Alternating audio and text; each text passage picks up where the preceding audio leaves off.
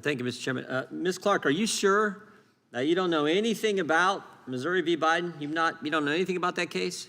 Thank you for the opportunity to clarify. This is a case being handled by our civil division, and I assure you, Chairman, that the Justice Department... Have you read the opinion? The Justice Department is compliant I didn't ask that. Did you read the opinion, either from the Western District of Louisiana or the Fifth Circuit opinion? I gleaned the ruling, but it's not a Civil Rights Division case. Well, which is it? Because, first of all, when Mr. Bishop asked, you said you didn't know one darn thing about it. Now you're saying you gleaned or you glanced or what? I appreciate the opportunity to clarify. The Civil Division is handling this case, and the Department is compliant with the court's Well, First Amendment injunction. rights are pretty fundamental rights. That's something you don't think the Civil Rights Division should be involved in. This is censorship. Absolutely, Chairman. The First you're Amendment not? is a bedrock principle of our democracy. Well, let me go a little different route then. Do politics drive the decisions at the Justice Department today? Politics have no place in the work of the Civil Rights Division. 3 months ago, the New Mexico governor announced a 30-day ban on citizens' right to carry a concealed firearm in Albuquerque and the county that Albuquerque sits in. What did the Justice Department do when the governor did that unconstitutional order? What did the DOJ do in response to that unconstitutional action from the governor of New Mexico? I am generally aware of the matter that you are referring to, but gun control is not a core issue that we handle. Second Amendment, a fundamental right like the First Amendment, it's pretty important, isn't it? These are very important issues to the department. Well, tell me what the Justice Department did when this happened, when the governor imposed this unconstitutional ban.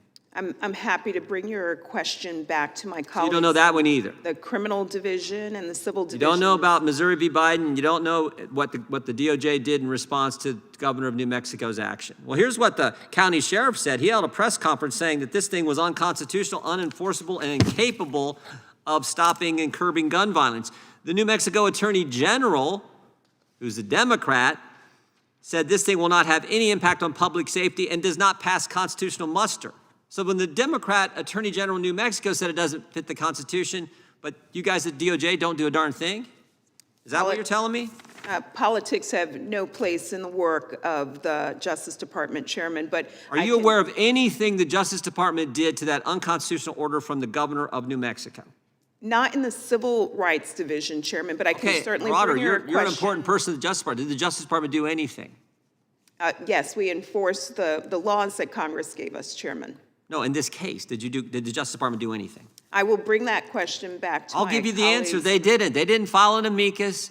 They didn't put any statement of interest. They didn't do a darn thing, which gets back to the point I think Mr. McClintock was making earlier. It shows, I think, how political you are, because when Texas passed a pro-life bill on September 1st, 2021, 8 days later, the Department of Justice announces an investigation into that bill. Now, this is what amazes me. That's a bill that actually passed the state House, passed the state Senate, was signed by the governor, and you guys are in there contesting that 8 days later.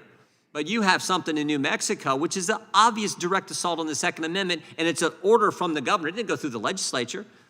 The governor does it, and the Department of Justice does nothing.